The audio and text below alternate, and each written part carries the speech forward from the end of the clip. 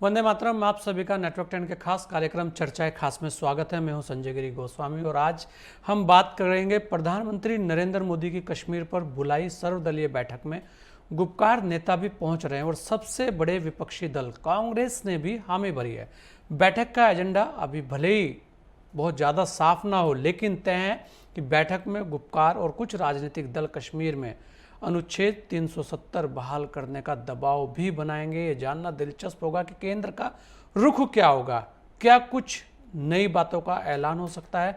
और एक बात, जिस तरह से भारतीय जनता पार्टी के जो नेता हैं उनके जो बयान आ रहे हैं कि 370 पर कोई चर्चा किसी प्रकार की नहीं होगी। बहुत सारी बातें हैं, बहुत सारे मुद्दे हैं। हमारे साथ सभी खास मेहमान जुड़ चुके हैं। हमारे साथ संजय गुप्ता जी हैं जो प्रवक्ता हैं कांग्रेस के, हमारे साथ रऊफ भट्ट जी हैं वरिष्ठ पीडीपी नेता हैं जम्मू से, और हमारे साथ सोफी यूसुफ हैं बीजेपी के उपाध्यक्ष हैं कश्मीर से। आप सभी लोगों का बहुत बहुत स्वागत है। रऊफ भट्ट जी, सबसे पहले मैं आपके पास आऊंगा क्योंकि आप पीडीपी से हैं। क्या देखते हैं आप कल की बैठक का जो एजेंडा है? कल की बैठक को लेकर आपके यहाँ से सभी लोग आ रहे हैं, क्या है आपकी मांग और क्या हो सकता है कल की बैठक में? कैसे आप देखते हैं रऊफ भट्ट जी? देखिए मैडम महबूबा मुफ्ती ने साफ किया है कि जो लोगों की डिमांड्स है, जो लोगों के एहसासात थे, जज्बात था, वो हम प्राइम मिनिस्टर साहब के सामने रखेंगे और हमारी कोशिश रहेगी कि जो इलीगली 370-35 से यहाँ से हटा, इलीगली हटा जी, तो हम ये कहेंगे कि ये हमें मंजूर नहीं है, ये यहाँ के लोगों को मंजूर नहीं है। ज़रूरत इस बात की है कि लोग जो यहाँ जो बिल्कुल दूर हुए हैं सेंटर से, जो नाराज है, जो कोशिश है कि उनको हीलिंग टच किया जाए, जरूरत इस बात की है। रऊफ भट्ट जी, जो आप लोगों के लोग आ रहे हैं, खाली वो विकास की बात क्यों नहीं करते कि वहां विकास होना चाहिए या वहां चुनाव होना चाहिए? शायद ऐसा लग रहा है कि चर्चा इसी पर हो गई। देखिए, सबसे बड़ी बात है कि यहाँ अमन आना चाहिए। जब अमन आएगा तो विकास होगा, जब अमन नहीं होगा तो विकास कैसे होगा? यहाँ हालात इतने खराब है, पिछले 3 डेकेड से यहाँ 1 लाख से ऊपर लोग मरे हैं। यहाँ बेबस यहाँ छोटी छोटी हमारी बहनें जो है बेवा हुई है, यहाँ हमारे बुजुर्ग जो है उनके साथ ज्यादतियां हुई है, उनकी इज्जतों को खेला जा रहा है। हम चाहते हैं कि किसी भी सूरत में, किसी भी सतह पे हमारी कोशिश है मैडम महबूबा मुफ्ती की कि अमन आए, पीस आए। नहीं, अमन और पीस के लिए तो वो पाकिस्तान की बात भी करती हैं। देखिए, बात सुनिए, हमने अगर कोई तजवीज की, जम्मू कश्मीर और लद्दाख की वो लीडर है और उन्होंने खुद देखा है कि लाखों लोग यहाँ मरे हैं, हमारी बहनें यहाँ बेवा हुई है, यहाँ बेइज्जती हमारे बड़ों के साथ हो रही है। उनका फर्ज बनता है कि कोशिश करे वो कि यहाँ हालात ठीक हो। जब हमारे हालात ठीक करने के लिए पड़ोसी देश आएंगे। आप दिल्ली आ रहे थे तो दिल्ली में ही बात करनी चाहिए थी। आप सुनिए मेरी बात सुनिए आप जी। जैसे हमारे यहाँ जैसे हमारे चीफ ऑफ आर्मी स्टाफ ने रिसेंटली यहाँ कहा कि जब तक पाकिस्तान पॉजिटिव अप्रोच नहीं करेगा यहाँ अमन नहीं आ सकता है। तो हमने भी अगर तजवीज की कि उनसे आप बात करें, तो इसमें कौन सा पहाड़ टूट पड़ा? तो देखिए, बात करनी है या नहीं करनी है, ये गवर्नमेंट ऑफ इंडिया के हाथ में है, ये बीजेपी फाइनल फैसला लेगी। हमने तजवीज करी तो इससे कौन सा बड़ा पहाड़ टूट पड़ा? हमारी कोशिश रहेगी कि जो लोगों की डिमांड्स है, एहसासात है, जज्बात है, वो प्राइम मिनिस्टर के सामने रख लोगों की डिमांड्स में। रऊफ जी, भट्ट साहब, लोगों की डिमांड में विकास नहीं है? बिल्कुल है, क्यों नहीं है? बिल्कुल हम चाहते हैं कि यहाँ जो स्टेट है प्रॉस्पर हो। यहाँ देखिए, जब हम एक सबका साथ सबका विकास की जब बात करते हैं, आप देखिए हम वही कहते हैं कि उसी पे फोकस होना चाहिए। पेट्रोल की कीमत देखिए आप, 60 रुपए से 105 रुपए पहुंची। हम यही चाहते हैं कि डीजल की कीमत अगर 40 रुपए थी वो 95 पहुंची। आप देखिए, गैस मिल रहा था 300 को, आज 1100 पे मिल रहा है। हम चाहते हैं कि इन्हीं चीजों पे फोकस हो। ये चीजें देखो, कश्मीर सेंट्रिक पॉलिटिक्स करने से भूखमारी नहीं खत्म हो जाएगी, देश के लोगों को नौकरी नहीं मिलेगी। हम चाहते हैं कि जरूरत जो प्रायोरिटीज है, इकोनॉमी से देश बनते हैं, इकोनॉमी से अगर व्यवस्था जो है खराब हो जाती है तो उससे देश टूट जाता है। जरूरत है हमारी जो इकोनॉमी है उसे रिवाइव करने की जरूरत है। हम वो देश है जिसकी इकोनॉमी फास्टेस्ट ग्रोइंग इकोनॉमी थी। आज अगर ये माइनस में जा रही है, क्यों जा रही है माइनस पे? इस पे फोकस करने की जरूरत है। लोग जो है भूखमरी से मर रहे हैं, लोग जो है खुदकुशियां कर रहे हैं। यही तो, उसी के लिए तो बात हो रही है, यही तो बात होनी चाहिए, यही मुद्दे भी होने चाहिए कि विकास कैसे हो। कश्मीर के अंदर कैसे विकास हो? बिल्कुल होना चाहिए, इसमें कोई दो राय नहीं है। मगर अगर हमारे साथ, अगर हम इस मुल्क का हिस्सा है, ये हमारा हक था, हमारी जो यहाँ असेंबली है उसका हक था कि यहाँ से स्पेशल स्टेटस को जाना चाहिए या नहीं जाना चाहिए था। ये जो हमारे रिप्रेजेंटेटिव्स थे उनका हक था। एक तरफ आप कह रहे हैं कि हिस्सा है, एक तरफ आप कह रहे हैं हमारा हक है। हक तो सभी का है वहां पे। देखिए जब तक आप देश को जोड़ने के लिए सबकी राय का जो है सम्मान करना होता है, सबकी राय को जो है रिस्पेक्ट देना होता है। हम ये कहते हैं कि अगर हमारा फैसला है ये हम करेंगे, जम्मू कश्मीर के लोग करेंगे, जम्मू लद्दाख कश्मीर के लोग करेंगे, हम पे क्यों थोपा जाएगा? हम अगर ये इस मुल्क के आईन और कानून ने ये हमें हक दिया था, दिक्कत तो ना लद्दाख में किसी को हो रही, ना जम्मू में किसी को हो रही जी। दिक्कत ना लद्दाख में किसी को है, ना जम्मू में है, ना वहां आम आदमी को दिक्कत है। देखिए, खाली राजनेताओं को बहुत सारी दिक्कतें दिख रही हैं। नहीं, हमारे जम्मू के भाई हो या लद्दाख के हमारे वासी है, हमारे ये है, सबको जो है इस पे एतराज है। ये जरूरत है कि हमारी असेंबली ये फैसला करे, इस पे नजरसानी की जाए, लोगों को हीलिंग टच दिया जाए, लोगों को अपनाने की जरूरत है। चलिए, आपने जो कल के लिए बहुत कुछ हमें लग रहा है कि मसाला आप लोगों के पास है, लेकिन हम तो फिर भी कहेंगे कि विकास की बात होनी चाहिए। जम्मू कश्मीर के युवाओं का विकास कैसे हो, वहाँ के लोगों का विकास कैसे हो, इस पर बात होनी चाहिए। बहुत हो गया, बहुत सारी चीज़ों पर बात करते करते राजनीति वहाँ बहुत हो चुकी है। हमारे साथ संजय गुप्ता जी भी हैं, प्रवक्ता हैं कांग्रेस के। संजय जी, कल आपकी पार्टी ने भी हामी भरी है, सर्वदलीय बैठक जो हो रही है कश्मीर को लेकर, उसमें जाने के लिए। ऐसे में कांग्रेस कैसे देखती है, और क्या कश्मीर अब तैयार लगता है आपको चुनाव कराने के लिए? जी देखिए, मैं कहना चाहता हूं कि कांग्रेस एक जिम्मेदार पार्टी है जी, और हमारी सरकार यदि हमें आमंत्रण देती है, बुलाती है, तो उसमें हमें पार्टिसिपेट भी करना चाहिए, अपना सहयोग भी देना चाहिए। मगर विषय कल की मीटिंग में ये भी है कि आज 2 साल के बाद, 2019 अगस्त के बाद, आज केंद्र की सरकार जागी है। आज उन्हें याद आया कि कश्मीर में किस तरह से अमन की बहाली हो, किस तरह विकास हो, किस तरह से लोगों को वहां पर उनके अख्तियारात मिले, किस तरह से वहां लोगों का डेवलपमेंट हो। आज उस बात पे चर्चा करने के लिए तैयार हुए हैं। चलिए, देर आए दुरुस्त आए। मगर मैं कहना चाहता हूं कि ये जो भारतीय जनता पार्टी की सरकार केंद्र में बैठी है, किस तरह से इनका काम करने का तरीका है, इसको हम अभी शक की नजर से देख रहे हैं। क्योंकि केवल चुनाव कराना, वहां पे सरकार बनाना, मात्र से चुनाव लड़ने से वहां पर विकास नहीं होगा। विकास करने के लिए वहां के आम आदमी को, आम नागरिक को, आवाम को साथ लेना पड़ेगा, उनकी समस्याओं को जानना पड़ेगा। वहां पर हिटलरशाही से केवल काम नहीं चलेगा कि आपने विधानसभा के अंदर भी कोई प्रस्ताव पारित नहीं कराया और आपने उसको प्रदेश के जो वहां पर हमारा एक स्टेटस था उसको आपने वहां से घटा करके केंद्र शासित प्रदेश कर दिया। नहीं तो संजय जी, क्या कांग्रेस को भी उस पर आपत्ति है? नहीं, क्यों नहीं? केंद्र शासित प्रदेश से यदि आप करते हैं तो बिल्कुल आपत्ति है। अगर वहां की आवाम को आप उसके अधिकार नहीं देते, वहां के नेताओं को जेलों में रखते हैं, अगर वहां की आवाम को वहां का इंटरनेट बंद कर देते हैं, वहां पर पुलिस की दबिश होती है और वहां पे अगर अपनी बात कहने की स्वतंत्रता नहीं होती, तो बिल्कुल उसमें परेशानी है। क्यों नहीं? पीडीपी के द्वारा ये कहना कि पाकिस्तान से मदद ली जाए, कैसे देखते हैं आप? नहीं, पाकिस्तान का इसमें कोई विषय नहीं है कि पीडीपी की पर्सनल सलाह हो सकती है। और मैं ये कहना चाहता हूँ कि इसके अंदर पाकिस्तान का कोई रोल नहीं है और न किसी रूप में पाकिस्तान को इसको अलाउ किया जा सकता है इसमें पार्टिसिपेट करने के लिए। मगर मैं एक बात कहना चाहता हूँ कि पाकिस्तान के विषय में जब पीडीपी कहती है, तो इस भारतीय जनता पार्टी को भी समझना पड़ेगा कि जब 3 साल तक पीडीपी के साथ ये वहां सरकार में थे, उन्होंने कॉमन मिनिमम प्रोग्राम बनाया था वहां पर अलायंस का। उसके अंदर इस बात पे भारतीय जनता पार्टी के लोग दस्तखत हैं कि जब भी शांति की बातें होंगी या वहां पर डेवलपमेंट की बात होगी, तो पाकिस्तान को भी एक हिस्सा बनाया जाएगा। ओआरओपी के ऊपर उनको सहयोग करने के लिए भी इन्होंने साइन किए थे भारतीय जनता पार्टी ने। तो कितने बड़े देशभक्त लोग हैं, पत्थरबाजों को इन्होंने माफ किया था। किस तरह से हमारे पठानकोट के एयरबेस कैंप के ऊपर आईएसआई का दौरा कराया था, किस तरीके से प्रधानमंत्री साहब बिरयानी खाने गए थे। तो बहुत सी बातें मैं उन पर चर्चा करना नहीं चाहता हूँ, आज समय नहीं है जी। मगर विषय ये जरूर है कि भारतीय जनता पार्टी जब ये बात करती है तो पीडीपी की वो छोटी सहयोगी कश्मीर में लगातार 3 साल रही है, ये भी समझना पड़ेगा हमें। संजय जी, बहुत पुरानी अगर हम बातों को उठाएंगे तो फिर बहुत सारी बातें यहाँ निकल कर आएगी, लेकिन कल की बैठक के लिए कांग्रेस का क्या एजेंडा है, क्या रहने वाला है कांग्रेस का रुख?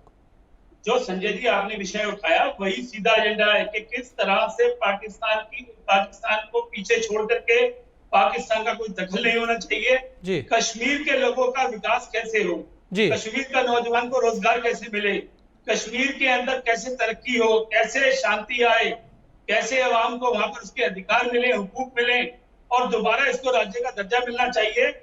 और जो भी डिसीजन ले वो वहां की विधानसभा ले, ये हम इसके अंदर जरूर चाहते हैं। मतलब आपका इशारा फिर 370 की तरफ घूम रहा है?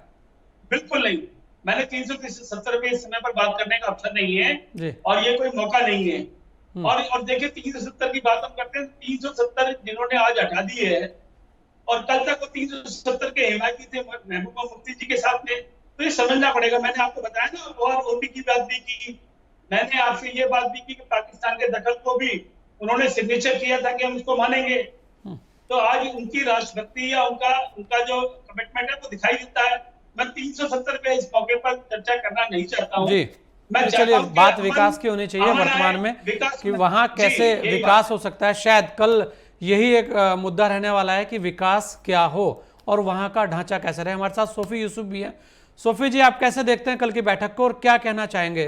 दोनों लोग आपके साथ जुड़े हुए हैं, कांग्रेस से भी हैं और पीडीपी से भी हैं। जी मैं देश के प्रधानमंत्री को इस सेटअप के लिए बड़ा खुशामदीद करता हूं कि उन्होंने ऑल पार्टीज मीटिंग बुलाई जिसमें Congress, national conference, PDP, BJP सब लोग यहां जाएंगे और सब लोगों को इनविटेशन भी आ गई है। बट मैं भट्ट साहब को कहना चाहूंगा, जो अभी भट्ट साहब बोल रहे थे कि 1 लाख लोग 3 डेकेड में मर चुके। जी 3 डेकेड में जो हमारे कश्मीर, जम्मू कश्मीर में 1 लाख लोग मर चुके। भट्ट साहब को बताना चाहूंगा कि उसका जिम्मेदार कौन है।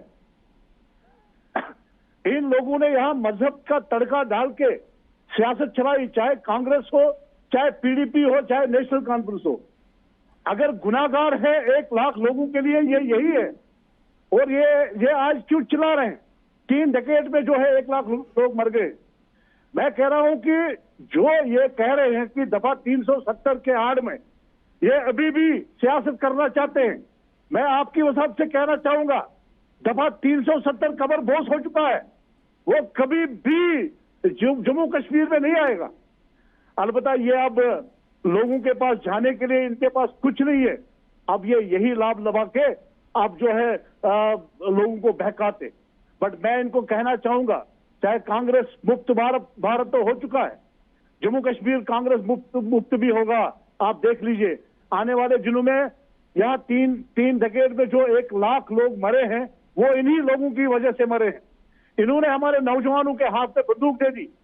आज भी ये कह रहे हैं कि पाकिस्तान की जीत गा रहे हैं। मैं कह रहा हूं कि नरेंद्र मोदी जी जब लाहौर गए बिना कहीं प्रोटोकॉल के, तब इन्होंने उंगलियां उठाई हमारे मोदी जी के ऊपर कि वो बिरयानी खाने गए। आज ये यहाँ के रियासत जम्मू कश्मीर के अवाम को धोखा दे रहे हैं। मैं इनको कहना चाहूंगा, अगर इनको विकास के लिए बात करनी है सोफी नरेंद्र जी, मोदी एक जी चीज से, बताइए, ये कह रहे हैं भट्ट जी कह रहे हैं कि वहां कोई विकास नहीं हो रहा। सोफी जी, भट्ट जी कह रहे हैं कि वहां कोई विकास नहीं हो रहा।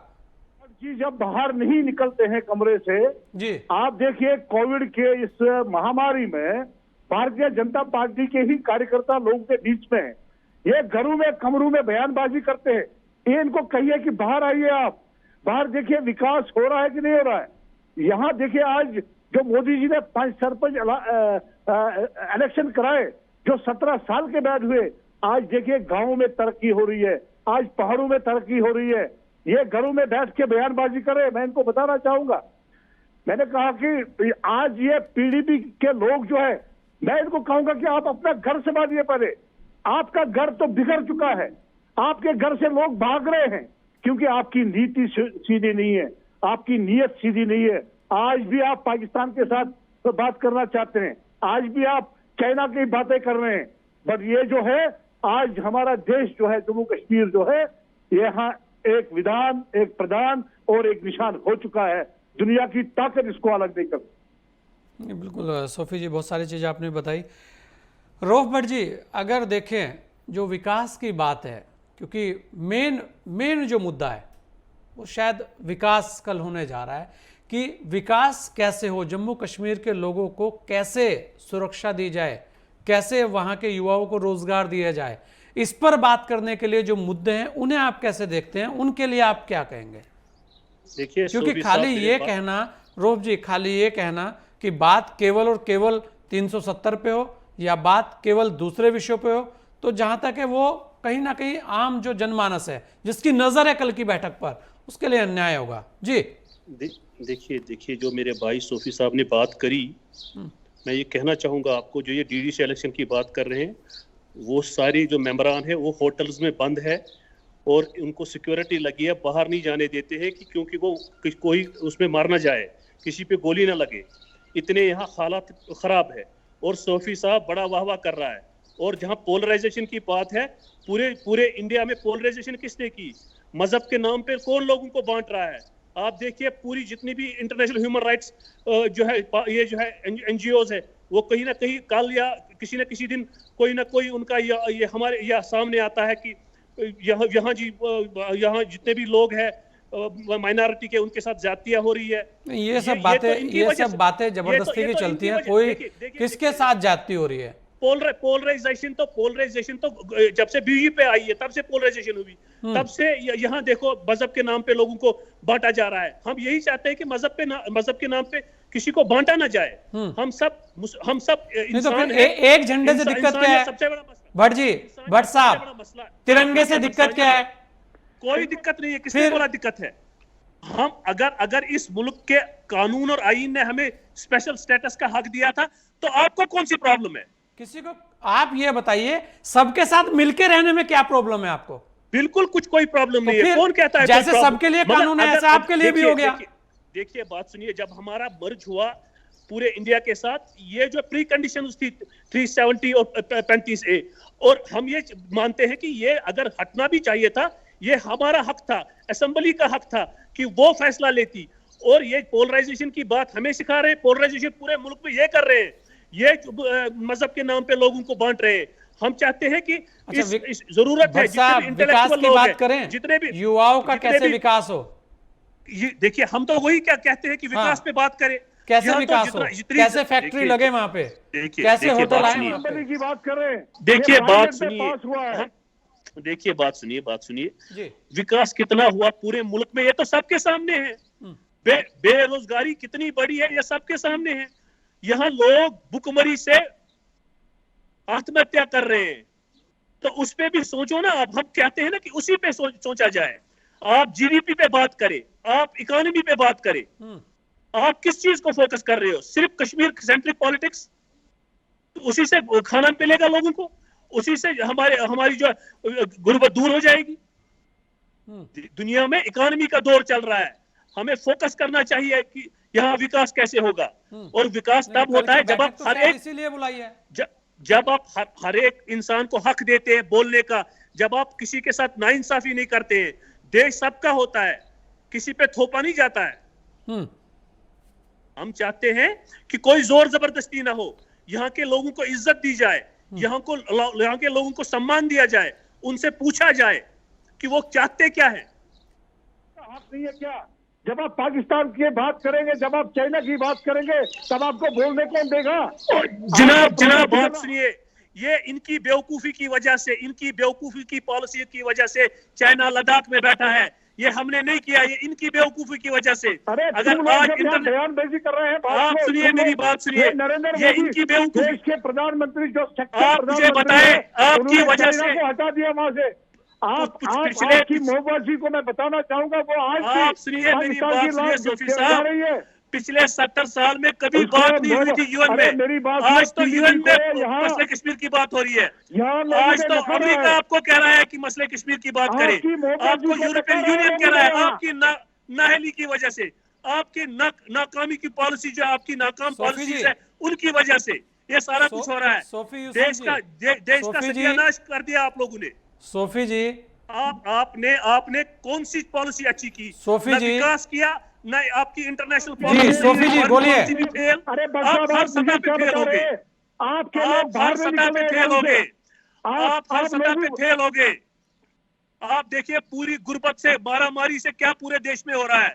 लोग मर रहे हैं, आपने क्या दिया लोगों को? ये आप मारामारी भी बोलिए, नरेंद्र मोदी गैस ने लाई। गैस गैस का प्राइस बोलिए, पेट्रोल का प्राइस बोलिए, जो यहाँ सब्जियां हैं उनका प्राइस बोलिए। कौन सी नौकरियां दी आपने यहाँ? क्या किया देश के लिए? आपको तो 3 अपनी साल फॉरेन इख्तियार पॉलिसी, मिला था भट्ट साहब, अपनी फॉरेन 3 पॉलिसी साल के में बारे में आपने बोलो। पूरे हिंदुस्तान को हम तो लूटा। आइसोलेशन में चले गए, आप हम तो देखिए, आइसोलेशन में आपको- चले गए। आपको- जो इस मुल्क की अरे मेरी बात सुनिए कॉलोनीज थी, मेहरबानी करके, वो भी भट्ट हम साहब, क्या अगेंस्ट हो गए? आपने वो भी लूटा है हमारे जम्मू कश्मीर के आवाम बांग्लादेश को। की बात करें, नेपाल की बात करें, आप 3 आप साल भूटान को की बात आपको करें, इख्तियार मिला, वो तो आपने सब लूटा। हमारे इसीलिए अगेंस्ट हो भारतीय गए। जनता पार्टी ये ने आपकी आपको देखा, नकारा ये और पोलराइजेशन अलग हो गई आपके साथ। पोलराइजेशन नहीं चलती है दुनिया में। संजय जी, मजहब के नाम ये पे डिवाइड करना लगातार ये नहीं चलता है लगातार दुनिया में। चर्चाएं बहुत अलग जगह चली इंसानियत जाएगी। सबसे बड़ा अगर मजहब बात होता करें है। जम्मू ये कश्मीर की ये बात इंसानियत का करें इंसानों पूरी की का पूरी, तो मसला है। वर्तमान में जिस तरह से कल एक पहल हुई है, ये वास्तव में आपने भी बोला कि एक अच्छी पहल है और इस तरीके की पहल होनी चाहिए, लेकिन यहां पर यह भी सोचना चाहिए कि जो लोग उस बैठक के अंदर आ रहे हैं उन्हें भी अपनी जिद छोड़नी चाहिए। कहीं ना कहीं अब वो समय आ गया है कि अब बात वहां पर विकास की होनी चाहिए, विकास के एजेंडे की होनी चाहिए। अगर चुनाव हो सकते हैं तो उसकी बात होनी चाहिए, परिसीमन की बात होनी चाहिए। संजय जी, देखिए, मैं संजय जी कहना चाहता हूँ कि जो विषय आपने उठाए बिल्कुल ठीक है, सार्थक है और ये अच्छी बात है, हम सब स्वागत भी करते हैं। हफ्ते के बाद मगर इन्होंने कहा कि हम ये 2 साल तक कहाँ सो रहे थे? हिस्सा नहीं लेंगे। अरे सुनिए ना भाई साहब, सुनिए ना 2 मिनट आप। अरे सुनिए 2 मिनट। मैं कहना चाहता हूँ आपसे कि वहां के युवा को कैसे रोजगार मिलेगा? 2 साल तक की सरकार कहाँ सो रही थी? जो उन्होंने वादा किया था कि वहां पे रोजगार मिलेगा, कितने लोगों को मिला? अच्छा आप अभी ये जो बात बताइए संजय जी, कोरोना जैसे काल के अंदर जो पूरे देश को सुविधाएं दी गई हैं, वही सुविधाएं वहां भी दी गई हैं। वहां भी कांग्रेस ने भी मेहनत की, बीजेपी ने भी मेहनत की और लोगों ने भी की। सारी स्थितियां आपके सामने हैं। उसके बाद जी बोलिए संजय जी। कोरोना मैनेजमेंट में फेल है, फेल। इस देश के अंदर केवल 16-17% आबादी को आज वैक्सीनेशन हो पाई है, जबकि 6.5 करोड़ टीके इन्होंने देश से निर्यात कर दिए, 9,500 मेट्रिक टन ऑक्सीजन निर्यात कर दिया। और मैं दूसरी बात करना चाहता हूँ संजय जी, जब मेरे लोग भी दूसरों मित्र से कह आप रहे थे मदद मांगते हैं तो क्या उनकी मदद नहीं करोगे? नहीं, मैं बताता हूँ सर, आप मदद क्यों करेंगे बाहर तो की और देशों ने भी तो उसमें मदद ये किया। बात को इंग्लैंड ने उठाकर मदद फायदा किया। क्या होता है कि इंग्लैंड वहां ने पे दे मदद दी? किया। अभी आपके यहाँ पे जरूरत पड़ी, क्या लोगों ने मदद नहीं की? नहीं नहीं, सुनिए आप मेरी बात सुनिए ना। जी। स्थिति से नहीं, जब मैं मेरे घर के अंदर आज ये हालात है कि 2000 लाशें गंगा में बह रही हैं, तो मैं ये इंतजार करता हूँ कि दूसरों की मदद करूंगा। आप उस क्या बात को कर रहे हैं? आप ये तो कहते नहीं कि इतनी बड़ी जनसंख्या है, इस पे कोई बात नहीं करता है, फिर ऐसी स्थिति नहीं, होगी इतनी बड़ी- और आप इतनी 6.5 बड़ी करोड़ वैक्सीन दूसरे देशों में देखिए, देगी तो उससे क्या हो गया? क्या 6.5 करोड़ लोग और हो जाते उसमें? मैं आप 130-35 करोड़ की जनसंख्या है आज का मुद्दा वैक्सीन का नहीं है जी, आज का इसीलिए- मुद्दा वैक्सीन इसीलिए, की जी, बोलिए। मीटिंग है, मेरी बात रह जाएगी। जी। संजय भाई बोलिए। मैं कहना चाहता हूँ कि मैं सुन रहा था, एक झंडे की बात सुन रहा था, तिरंगे की बात सुन रहा था, तो मैं भारतीय जनता पार्टी के जो गौरसे के लोग हैं, जो नेता हैं, इनसे पूछना चाहता हूँ कि 371 के माध्यम से नागालैंड के अंदर कितने झंडे हैं? एक झंडा है कि 2 झंडे हैं? वहां यही भारतीय जनता पार्टी की सरकार है। अच्छा, इनके नेतृत्व में संजय 2 जी, झंडे को पास किया आपको गया भी है। तिरंगे और से ये दिक्कत है झंडे क्या? की बात करते हैं। संजय जी, आपको भी नहीं, तिरंगे बिल्कुल से नहीं है। दिक्कत है क्या? मगर क्यों ये एक झंडे की दो बात बात कर रहे हैं क्यों? आप? उस पे यहाँ बात ही से नहीं होनी बिल्कुल चाहिए नहीं। आपकी तरफ से। तिरंगा तो हम तो तिरंगे की बात करने वाले लोग हैं, मगर 371 में नागालैंड में 2 झंडे क्यों हैं? मैं ये जानना चाहता हूँ इसी भारतीय जनता पार्टी के लोगों से, जो गौरसे के लोग हैं। आज कश्मीर से तो दूसरा झंडा हटा रहे हैं और नागालैंड में जाकर के लगा रहे हैं। नहीं, वहां तिरंगे को छोटा करना संजय चाहते जी, हैं। फिर मगर मैं देखिए, इनसे पूछा, आप सवाल अगर क्यों वो ना मुद्दा उठाया? आप ऐसे मुद्दे उठाएंगे तो वो सारी चीजें फिर वो आपके भी मैं बहुत सारी पूछना चीजें चाहता हूं, उठेंगी। नागालैंड मैं के ये लोग कह रहा हूं सोचेंगे, 2 कि झंडे अगर क्यों है? कश्मीर में अब एक झंडा है तो दिक्कत क्या? आप क्यों उस झंडे की बात क्यों उठा रहे हैं? मगर वहां नागालैंड में भी एक ही होना चाहिए, सब जगह एक नागालैंड होना में भी एक ही चाहिए, होना चाहिए लेकिन था। इसे शर्त में क्यों जोड़ रहे तो हैं? इसे- अगर एक तो ये जगह सरकार हो तो गया एक क्यों झंडा नहीं है? तो उससे दिक्कत क्या है भाई? ये सरकार तो दूसरी क्यों जगह आप नहीं मांग है? कीजिए ये कि वहां मुझे पे भी होना बताइए। चाहिए। नहीं, ये अपना महिमा मंडन करने के हमने कश्मीर में एक झंडा कर दिया, संजय दूसरी जी, जगह आपने 2 झंडे कर देखिए दिए। संजय जी, क्या बिल्कुल करते हैं आप ये मांग कीजिए कि पूरे देश में एक झंडा होना चाहिए। आप ये मत दीजिए कि बिल्कुल वहां ये है बात वहां नहीं ये है, मांग करना चाहते हैं। तो आप तो फिर उसे समर्थन कर रहे हैं उस चीज नहीं, को। अभी संजय जी, अभी मेरे से पूर्व वक्ता ने कहा कि यहाँ पर बीजेपी के वक्ता ने कहा कि हमने एक झंडा कर दिया, तिरंगा कर दिया। अरे तिरंगे को तो 50 साल तक आपने माना ही नहीं, अपने कार्यालय में नहीं लगाया, आपने इस देश के संविधान में विश्वास व्यक्त नहीं किया। आज आप तिरंगे की बात करते हैं, किस तरह के देशभक्त हैं? और आपने कहा था 56 इंच का सीना है, आपने कहा था एक के बदले 10 सिर आएंगे, आपने कहा था दिक्कत क्या है ना, पीएफओ को बात कश्मीर विकास में के मिला दिया जाएगा। मुद्दे से क्या अलग किया हटकर आपने? सब लोग अलग अलग जगह बात करने लगते हैं। कल की बैठक का एजेंडा क्या होना चाहिए, किन तथ्यों पे बात होनी चाहिए, क्या उसके अंदर रखा जाना चाहिए, कौन सा ढांचा उसका होना चाहिए, उसकी जगह बात यहां 56 इंच के सीने से लेकर और झंडों तक चली जाती है। यही एक सबसे बड़ी दिक्कत आती है। सोफी जी, कल के जो बैठक है उसके लिए आपको क्या लगता है कि क्या हो सकता है, क्या संभावनाएं लगती हैं? मैं आपको कहना चाहूंगा कि जो नरेंद्र मोदी जी ने ये एक बहुत बड़ा स्टेप लिया है, क्योंकि हमारा जम्मू कश्मीर जो है पॉलिटिकल सेटअप के बगैर अधूरा है। हम चाहते हैं कि यहाँ पॉलिटिकल सेटअप, यहाँ डिलिमिटेशन के बाद जो हमारे कुछ रीजनों के साथ नाइंसाफी हो गई थी, जो ऑटोनमस बॉडी बनी है डिलिमिटेशन की, वो ऐलान करें कितनी सीटें उन्होंने बढ़ाई हैं, उसमें भी किसी को दिक्कत नहीं होनी चाहिए। मैं कह रहा हूं कि यहाँ पॉलिटिकल स्टेप होना जरूरी है। अगर देश के प्रधानमंत्री सोचते हैं या असेंबली इलेक्शन करे तो होने चाहिए। इनको मैं कहना चाहूंगा, लोगों को जेल में हम पंचायत के इलेक्शन नहीं करेंगे, हम डीडीसी के इलेक्शन नहीं करेंगे, और बेहतर इलेक्शन के अपने कैंडिडेटों को भी जिताया और लोगों को धोखा दे रहे हैं। चलिए संजय जी और सोफी जी और रोफ भट्ट जी, आपने अपना कीमती समय हमें दिया, इसके लिए आपके हम बहुत बहुत आभारी हैं। आपका बहुत बहुत धन्यवाद।